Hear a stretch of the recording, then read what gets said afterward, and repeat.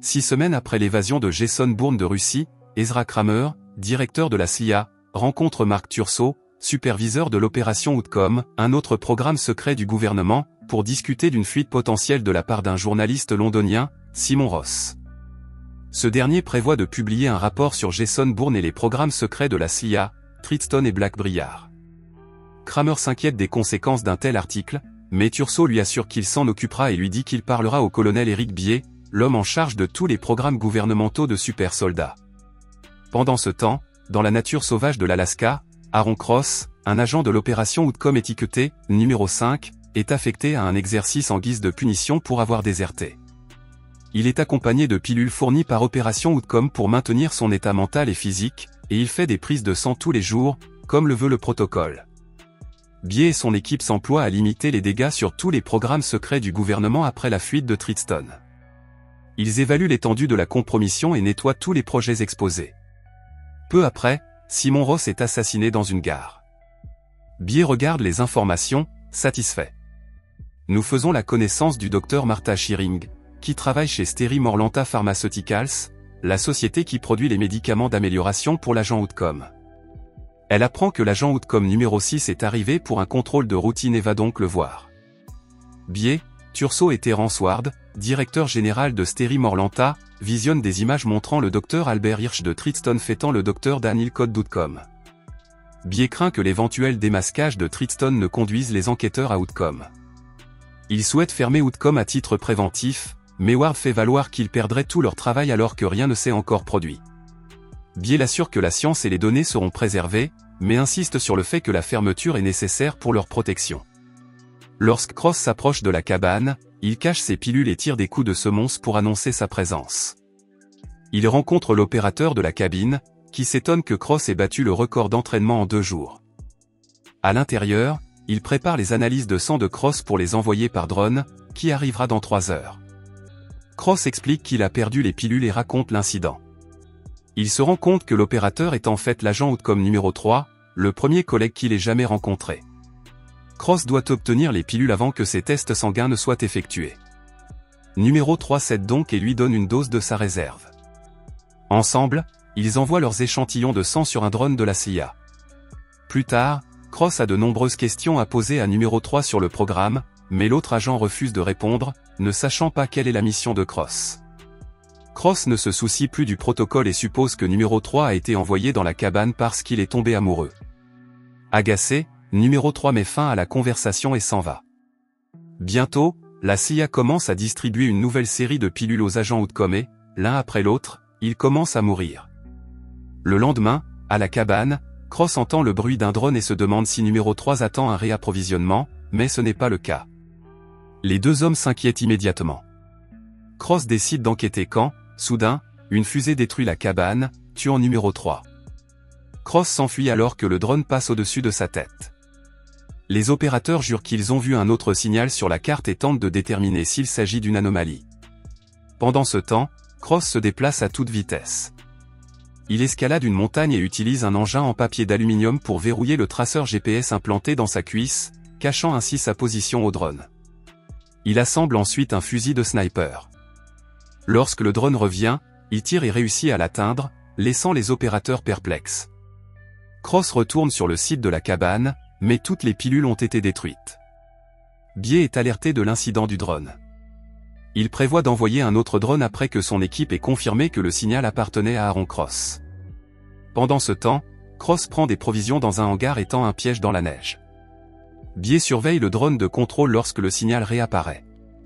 Les pilotes le repèrent. Il s'agit de Cross, qui est en train de retirer le traceur GPS de sa cuisse. Cross met son plan à exécution. Il simule une blessure dans la neige pour attirer une meute de loups vers sa position. Lorsque le grand alpha s'approche, Cross fait semblant d'être effrayé pour l'attirer plus près. Il maîtrise ensuite le loup grâce à sa force. Il glisse le traceur dans la gueule du loup au moment où le drone s'apprête à tirer, puis s'élance en courant. Le missile touche le loup et tout le monde à la base pense que Cross a été tué. Bier se souvient d'avoir travaillé en étroite collaboration avec Cross lorsqu'il faisait partie des opérations secrètes de la CIA. Cross avait fait le sale boulot pour Bier. Mais aujourd'hui, tout cela n'a plus d'importance, Cross est présumé mort. À Steri Morlanta, le docteur Foy semble faire une dépression mentale alors qu'il est à son poste de travail. Sans dire un mot, il pénètre dans une zone protégée où travaille l'enquêteur en chef d'Outcom, le docteur Dan Ilcott. Foy verrouille les portes à l'aide d'un cadenas, tire soudain sur Ilcott et commence à tuer les autres scientifiques présents. Le docteur Martha Shearing déclenche l'alarme et se cache. Les agents de sécurité finissent par arriver.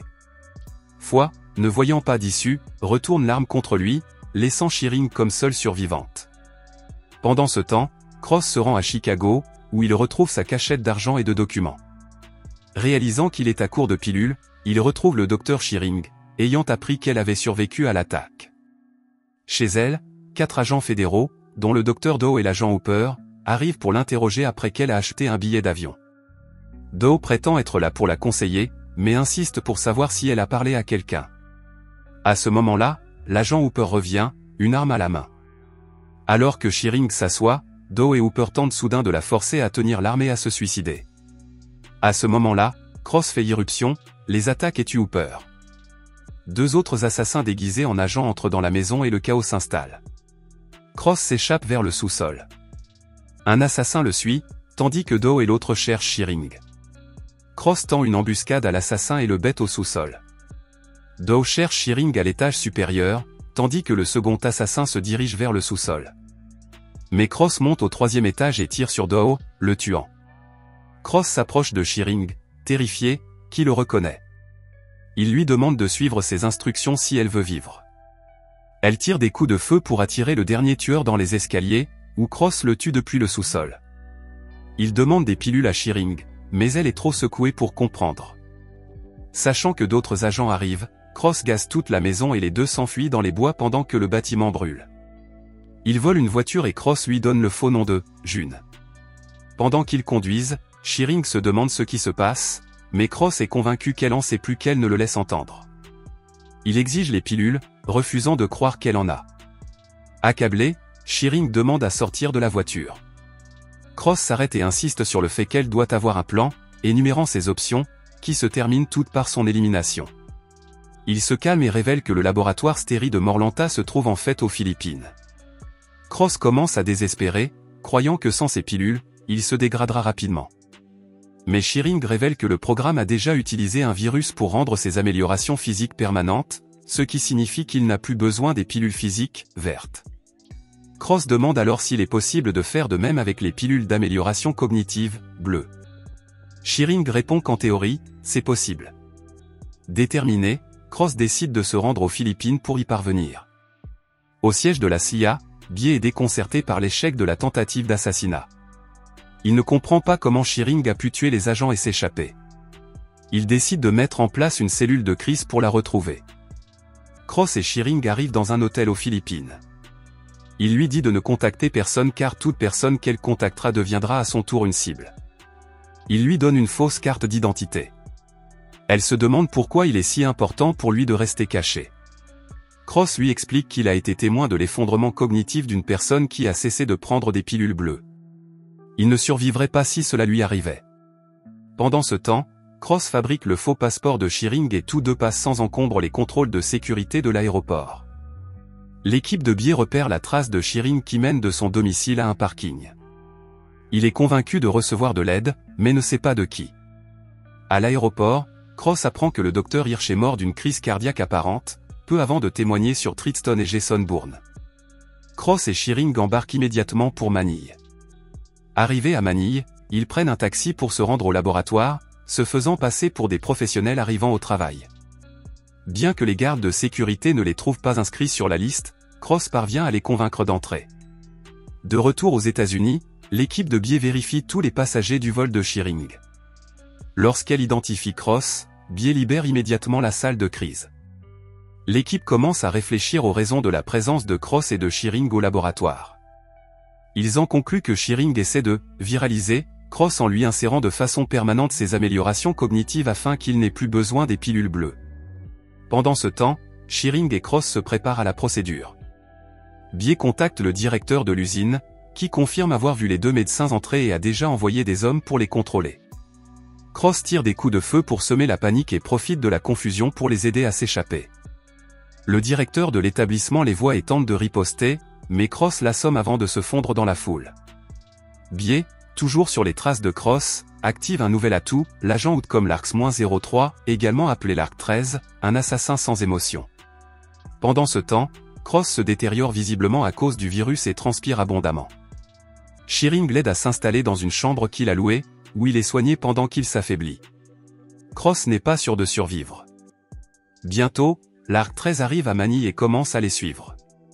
Le lendemain, Cross se réveille, guéri de l'infection, et trouve une note de Shearing expliquant qu'elle est allée chercher des médicaments. Dans une pharmacie locale, Shearing voit la police se diriger vers leur appartement. La rue est rapidement fermée et l'Arc-13 observe la scène de loin. Voyant que la police est sur le point de faire une descente dans l'immeuble, Shearing crie à Cross de s'enfuir avant de s'enfuir. Cross quitte l'appartement et s'enfuit par les toits alors que la police le poursuit. Obligé de s'enfuir à nouveau, Shearing est presque acculé jusqu'à ce que Cross arrive et assomme les policiers qui la poursuivent. Il l'attrape et ils s'enfuient ensemble dans les rues bondées de la ville. L'Arc-13 les repère rapidement et intervient. Cross donne son sac à dos à Shearing et lui dit de continuer à marcher. Il vole ensuite une moto, la rattrape et s'enfuit avec elle. L'Arc-13 vole une voiture de police et se joint à la poursuite, avec d'autres policiers à moto. L'Arc-13 tente de percuter un bus public, ce qui fait presque tomber Shearing de sa moto. Cross la sauve à temps. L'Arc-13 percute la voiture de police, mais s'empare immédiatement d'une moto voisine pour continuer la poursuite, avec d'autres policiers non loin derrière.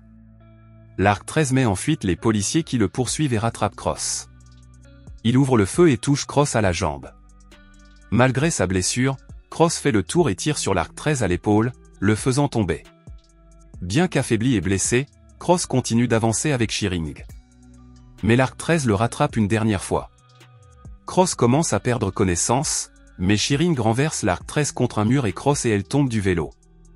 Elles sont secourues par un pêcheur local et s'échappent en bateau. Pendant ce temps, Biais et son équipe perdent la trace de Cross et de Shearing.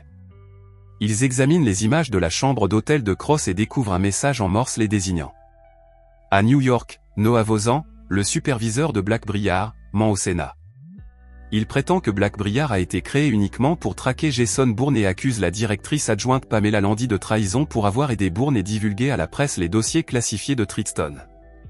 Pendant ce temps, sur le bateau qui quitte Manille, Cross commence à se remettre de ses blessures par balle. Shearing et lui étudient une carte et discutent de la direction à prendre.